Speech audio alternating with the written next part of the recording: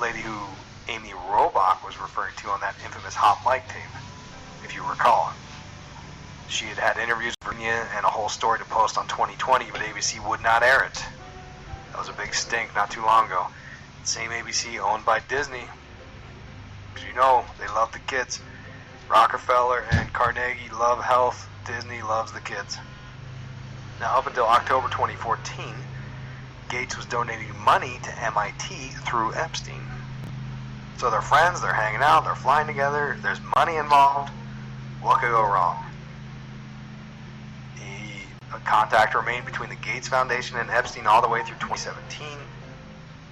But then days before Epstein, at this point Epstein's in prison, and days before he hung it up, he amended his will and wrote that a man named Mr. Nikolic was the fallback executor, meaning in case the two primary executors didn't work out.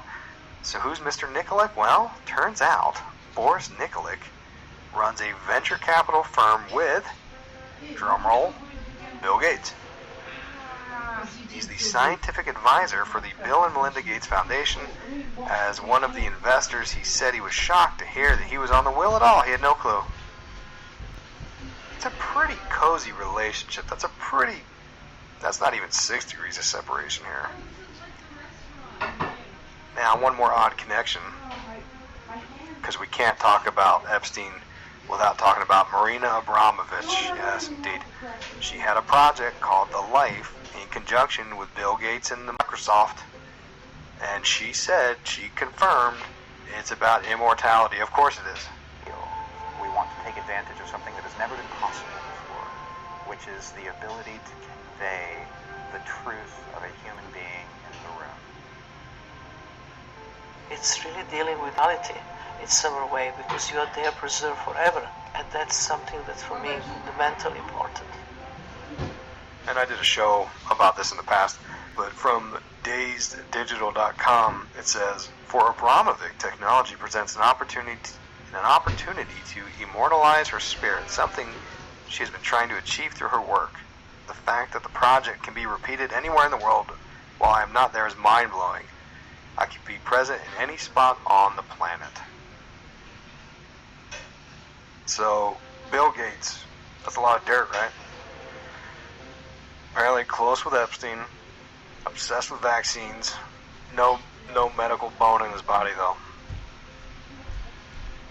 Now, let's take a deeper look into Bill Gates, because I'm not done with him yet. No. Before I let you go, we got to go a little deeper. If you go to Netflix, there's a show called Inside Bill's Brain. It's a 3-part show. And the big takeaway after watching this is very clear to me. Bill Gates is dangerous because he's an alpha nerd and he thinks technology can save mankind. In the first part, you'll see that he left Microsoft in 2008, stayed on the board of directors until just before the COVID hit, 2020. You know how the timing of that was very suspect. He built the world's largest foundation, the Bill and Melinda Gates Foundation. He is the world's richest man. How about a lap dance for the world's richest man? It says that time is finite. It's a limited resource, so he's always on time to every single meeting. He said that him and his wife Melinda were shocked to find out that tons of people in these third world countries are still dying from diarrhea. So they started philanthropy in Africa and they were searching for causes to help. And this is kind of what started his interest in, helping others. He read a book that said 12% of all kids die before the age of 5 from diarrhea, which is actually pretty shocking. I didn't know that either. He determines that because he's never met a parent who buried their kid from diarrhea, and he sees the lack of sharing resources globally. That doesn't make sense. I can't read my own notes here. But what he's saying is that he's shocked at how many people die from diarrhea, okay, in these poor countries. Now, in the 8th grade, he was the best math student in the state. He even beat the older kids, too. So he's pretty smart, right? Pretty intelligent, pretty educated.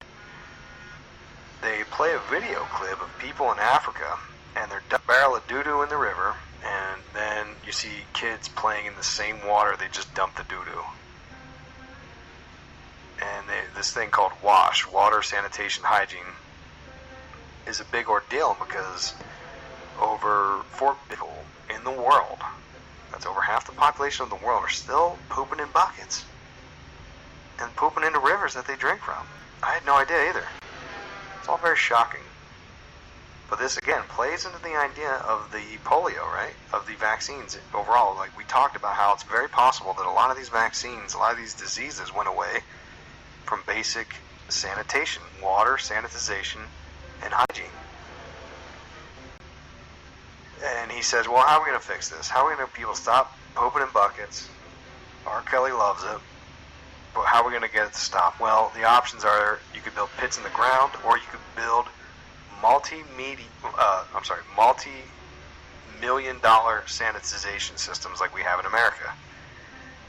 Now, this is curious at this point. I'm watching this because a lot of the anti-vaxxers assert that it was sanitation improvements, and I didn't even think about that.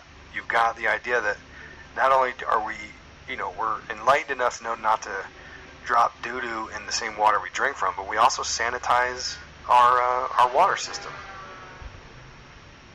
And that is, in fact, what could have helped get rid of smallpox, polio, and all that. It definitely helps out. If nothing else, it definitely helps out. Now, they say that Bill Gates reads 150 pages an hour with a 90% retention rate. So basically, he's a robot. Basically, he's a small wonder with a vaccine needle.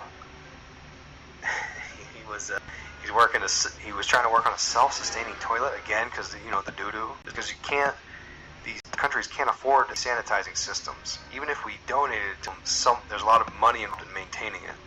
So he was looking at getting a toilet made that was sort of did it all at a toilet without an infrastructure. Now again, Paul finished it up and thought, okay, this guy's dangerous. He's the extroverted alpha nerd. He wants to win at all costs.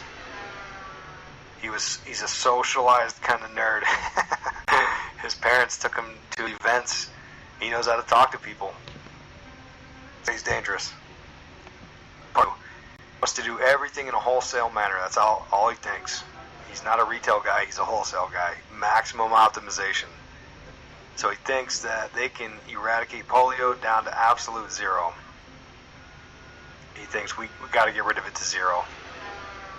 And this is where we start dabbling into the eugenics territory. This is about Salk and survival of the wisest. Are we close to the idea that we need to get rid of the undesirables to make it a perfect world? I'd argue yes.